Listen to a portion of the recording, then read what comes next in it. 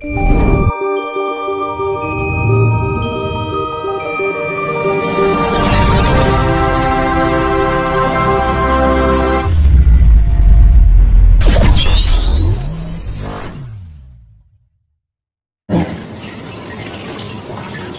kita sendiri, mengalami ada. Sebenarnya hidup kita tuh sendiri, cuma temannya saja, ya kan? Misalkan ini, kita hidup satu rumah, ya kan? Punya nasib berbeda-beda, ya kan? Apa enak uang? Ayo untuk rezeki bareng-bareng kan gak mungkin. Anak uang jenenge uang mati kencang lama. Iya. Pastikan sendiri-sendiri, ya kan? Menungso yang nanti berbuat seorang yang ngasani Gusti, ya. Jadi kita juga diberikan hak untuk berusaha. Lalu siapa yang harus kita? Jangan dalam arti berserah berpasrah itu dalam arti kita tidak melakukan apa-apa, kita juga melakukan apa-apa dalam arti apapun yang akan terjadi kita serahkan pada Sang Maha Pencipta, ya kan? Bahwa tujuannya apa hidup ini sebenarnya? Itu pengabdian. Pengabdian kepada siapa? Ya, pada Sang Maha Pencipta. Kan gitu tujuan yang sebenarnya salah hakiki, ya kan? Kalau masalah sebenarnya masalah kehidupan itu kan apa ya, dibilang sampingan atau apa ya, jadi patut pilih untuk bertahan hidup sebenarnya kayak kita makan, ya, bekerja itu hanya untuk sampingan hidup, jadi sampingan dari kehidupan ini biar kita bisa bertahan hidup kan, ya, no? Tapi yang terjadi antara murka, hasrat dan keinginan nafsu dunia, rasa lelah. Sekarang yang menjadi faktor utama kehancuran dunia apa? Karsa. Seharusnya karsa itu digunakan untuk mencukupi kehidupan kita, biar kita tidak kelaparan, butuh makan, karena kita punya raga, ya kan? Kalau di kehidupan, makanya raga itu sifatnya tidak abadi, sifatnya yang materi itu kan tidak abadi. Kalau yang non materi sifatnya abadi. Yang non materi nggak usah makan aja nggak lapar, ya kan? Kita butuh energi karena terbentuk dari 4 unsur alam. Jadi ya makanya namanya nasib, jodoh, ya kita berusaha dalam arti berserah itu,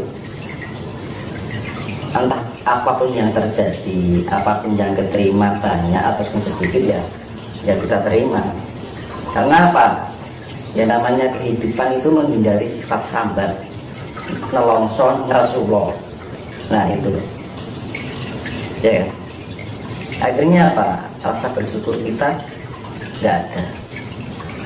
Ya itu seperti yang saya bilang, itu juga ujian hidup itu ada 2, cobaan dan godaan, ya. Kalau dikain cobaan Rasulullah sabar, akhir ujung-ujungnya nggak bersyukur kan, ya. Kalau diberikan godaan, dikai rezeki 50.000 kurang, kayak 1.000, dikai turah 1.000 kurang meneh, dikai turah 200.000 kurang meneh. Ya begitulah manusia. Akhirnya apa? Lari dari hakikat pengabdian kita. Kenapa kita dihidupkan di sini ini kan gitu. Jadi keimangan kurang. Kalau kita bisa menyadari ketika kita minum air, wah rasanya air itu enak sekali. Ini dari mana? Dari alam, ya.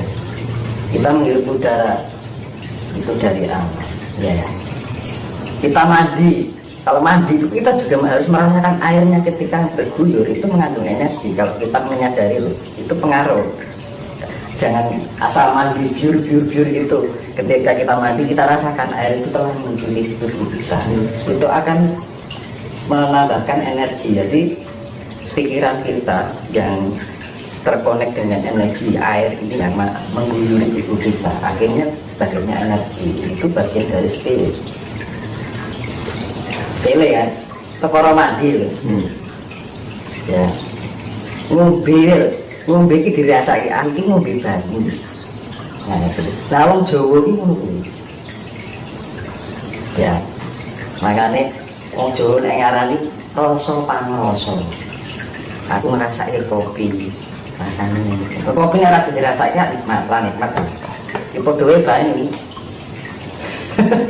Nah, kadang-kadang manusia itu sudah diberikan air, diberikan makan dari hasil bumi, diberikan udara, itu pun masih kurang. Coba nih sama sang pencipta itu dari 4 unsur itu dihilang satu aja, kira-kira kita bisa hidup enggak? Ya. Lalu kan alam itu alam itu umpama bisa berbicara. Ibaratnya ini aku menyampaikan bahasa alam. Podo ndang sadar. Podo ndang elingno kan. Mumpung urung kebacut. Karena apa? Keadaan alam, vibrasi alam ya menungso anaknya dulu seneng ya,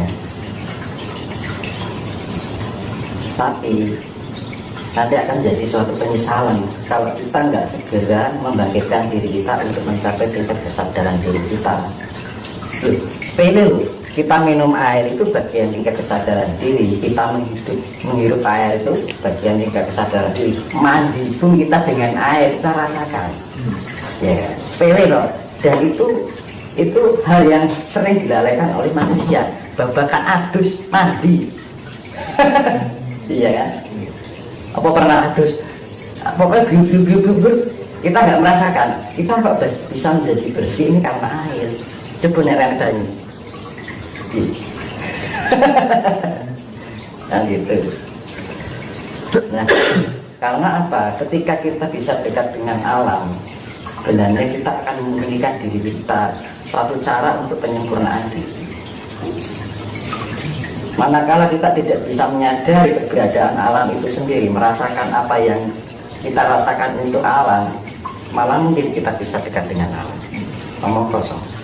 Kalau kita bisa mengatakan dekat dengan alam, tapi setiap alam dari bagian unsur alam hadir di dalam diri kita, kita tidak pernah merasakan. Ya. Kan hal sepele itu, hal sepele yang seringkali kita lakukan dalam kehidupan sehari-hari gitu ya. Kadang mau saya ini makan aja telap ya tuh rakelingan tiap iki mangan karo apa kan iki kok mikire duit kan gitu orang sekarang gitu. Sing di berarti iki patuto sing diminta lopo kuwi sak gagasan ngono lho. Iya kan? Nah, kadang-kadang manusia itu kehilangan itu. Ngomong alamnya ngomong ini mungkin. Kalau kita sudah menyatu dengan alam, kita merasakan apa yang alam rasakan. Tunggu juga balik gitu aja. Enggak, ketika kita dekat dengan alam, baratnya pahit dan sakitnya alam kita juga ikut merasakan. Alam ini berbicara apa? Kita juga ingin berbicara seperti apa yang harusnya alam bicarakan. Cuman kan alam berbicaranya dengan bahasa kejadian dan kisah kan.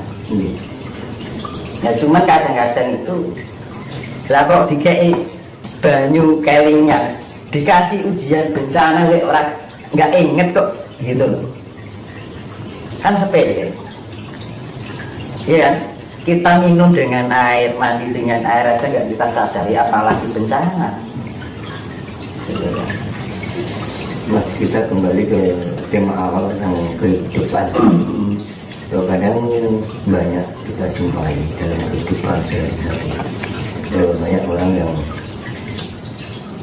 dekat dengan bahwa terus pasrah itu harus kosong. Nah, bagaimana Mas menyikapi dengan sikap tersebut? Hidup ini berproses, ya. Ibaratnya gini, main proses dan produce proses kan gitu lah. Jadi ya itu tadi saya seperti bilang, manusia berhak untuk berusaha, Tuhan yang menentukan. Ya. Dan tergantung apa yang kita berikan, alam itu akan memberikan apa yang kita berikan. Saya ulangi lagi ya, alam akan memberikan apa yang telah kita berikan pada alam. Dan sehingga ALD yang kita berikan apa? Kasih sayang. Balik ini kasih semuanya dong. Ya kan? Kita menyadari keberadaan alam ketika kita mandi. Karena apa? Punya rasa kasih dengan air. Karena air itu pun juga mengasihi kita. Keluar dari perut bumi melalui sumber air, ya kan? Diulangi banyu ada tekan bisa lemah, gampangan kan kono. Iya kan? Kita tinggal menancapkan zaman sekarang kita tinggal menancapkan tabung aja udah keluar air. Tuhan itu agak maha murah kan? Kurang ngopo. Ning yang diberi itu tidak enak. Apa kelingan kita bikin sumur nih? Ya. Apakah pernah kita mengagungkan kuasa Tuhan? Itu luar biasa. Ya. Kuwi wae lali kan. Menungso iki gunung lali kuwi petang apes. Ya kan. Nah, kalau nggak lupa, luput, kalau nggak ya apes, itu menungso. Makanya fungsinya kita meningkatkan tingkat kesadaran diri kita, biar kita mawas diri. Ya, fungsinya mawas diri kan gitu. Mawas diri itu ibaratnya itu kita merasakan atau merumangsani muncul keberadaan alam itu sendiri. Jadi kan manusia sekarang itu inginnya instan, nggak mau berproses. Nah, karena apa? Berprosesnya hanya dilarikan atau diarahkan pada hal yang sifatnya keduniawian. Ya. Tapi untuk hal yang sifatnya pada ketuhanan, kayaknya itu sesuatu hal yang aneh buat orang sekarang untuk mengenal Tuhan. Kan lucu kan? Sama aja kan kita sudah melupakan asal usul kita. Ya. Kalau kita berbicara tentang penyatuan dengan alam, manusia, jika mau hidupnya selamat, itu harus bisa menyatu